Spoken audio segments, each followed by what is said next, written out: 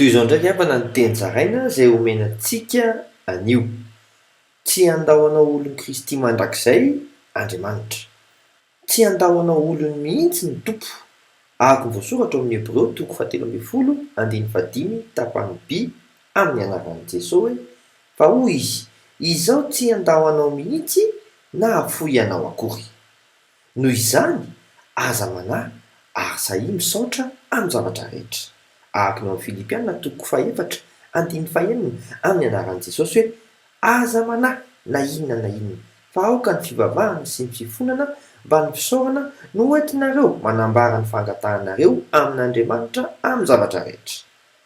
Isaia manantona azy ratra-pahoriana araka ny ao amin'ny Salamo 150:10 amin'ny anaran'i Jesosy hoe antsoy aho amin'ny andro fahoriana dia hamonjy anao aho ka hanome voninahitray ianao. Mifalia ary ho mariky ny finoana an'izany e.